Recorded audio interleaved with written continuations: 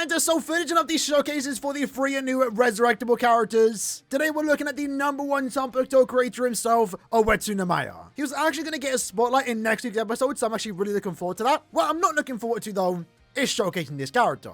Because I'm gonna be honest, you can probably see it from the title if I can even fit it in the title. This right now is my biggest disappointment of 2023. They had some really good potential with his resurrection and I feel like they wasted it.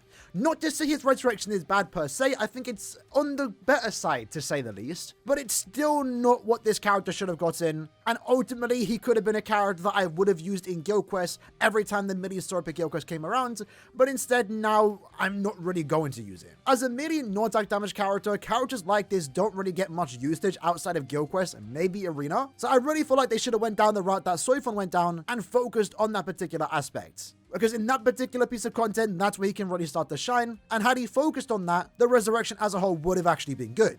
And for the record, for the purpose of this showcase, we do have him at attack level 10. I would take his focus at to level 10, but I'm salty. Again, I don't like his resurrection. If it was good, I would have put it to 10. Right now, I'm keeping it at 5. So first up, when it comes to his soul trait, this game severely lacks normal attack damage and recharge soul traits. It's a very powerful combination, especially for NAD characters that have effects on their SA2, like a boost, shields, or a heal.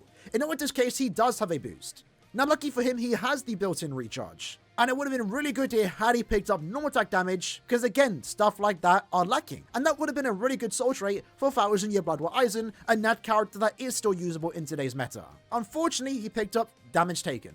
I don't think this is good at all. I think this is worse than the status augmentation, because I at least use those. These, I don't need them. Secondly, when it comes to the innate skills, he did pick up weaken resistance. I like that. It's good for Guild Quest where he wants to be used. So you would think they would double down on the Guild Quest usability, but they didn't. His normal attack damage, which is actually quite impressive to be fair, it originally was Flurry +1 and I believe a 40% bruiser. That now got upped to 80%.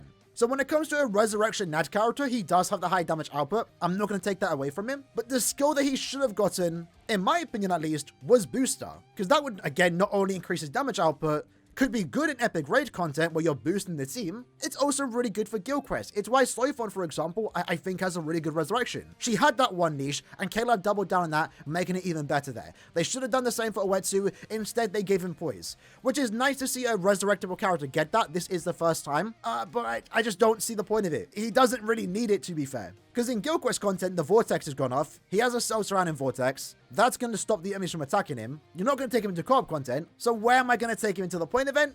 Like, it's a weird one. I don't like it. It's also kind of funny because in Arena, at Arena level 5, he did pick up Poise. Now he gets damage taken. So they actually changed the skill, which is interesting. It makes sense, right? Poise doesn't stack. And I guess this is cool. It can make him quite tanky in Arena, but he's not really going to be the most offensive character. And that's mainly the problem I have with this character.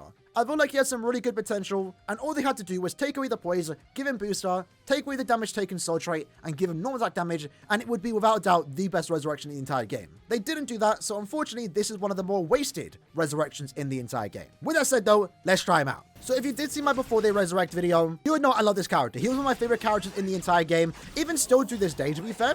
His gameplay, for a NAD character, it's good. His NAD string's absolutely beautiful. We are luckily this time around that we do have Super Killer, so we are doing a respectable amount of damage, even without the boost. The boost itself, though, really fun visuals, and that pretty much sums up Namaya, right? He's a really cool, badass character, but also on the more fun, goofy side, and they balance it quite well in his entire kit. Like, his NAD string just looks really cool. And I do like that the damage increase that we do have, because you can see we're not one-shotting, so that extra bruiser value definitely is making a massive difference here. The poise we're not really seeing because I'm not taking damage. Did there, to be fair, but again, it doesn't make much of a difference. But we're already going into the final room.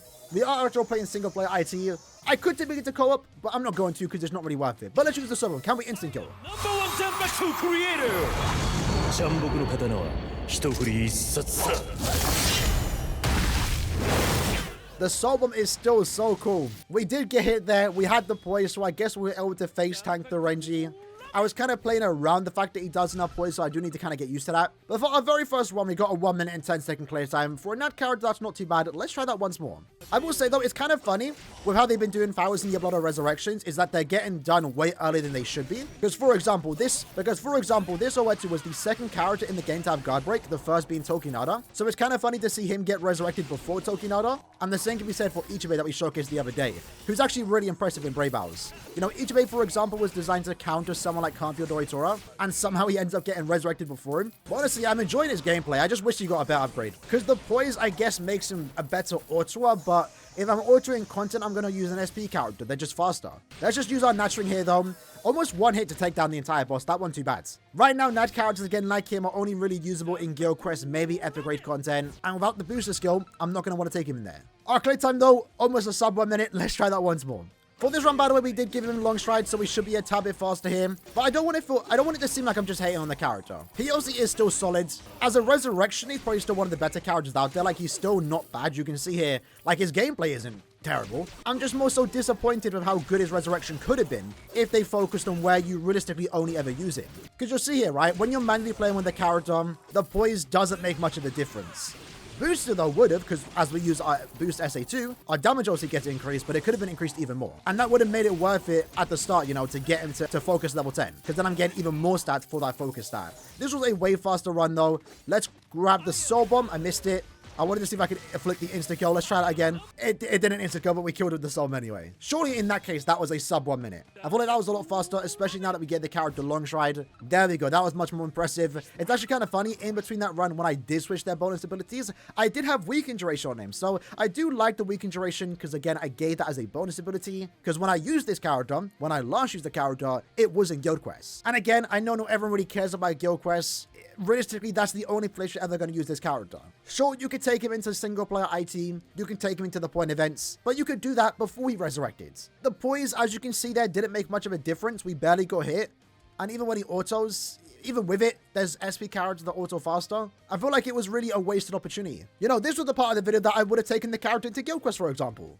Even when he didn't have killer. With the booster skill, you can do that. Unfortunately now, not so much. Overall, a good resurrection, but significantly wasted. Because unfortunately, while he's a cool character, Caleb aren't giving me a reason to use him. With the booster skill, that was all they needed. I would have at least used him in guild quests. Even the soul trait, again, I'm not even going to use that as a soul trait. Recharge and damage reduction, in my opinion, is a terrible combination. The only character that autos hard content is 8th anniversary Ichigo, and he's a power character. And any other content like single player content, you don't need DR links. So OH-ETSU, still a solid character. I still consider him S tier, but as a resurrection, it was absolutely wasted. But maybe I'm the only one with that opinion. Let me know how you guys feel about this character's resurrection in the comments below. Because for me, I was kind of disappointed. Either way, hope you guys enjoyed this video. I didn't want to be too negative, but I feel like Caleb really fumbled here. Until next time, take care and peace.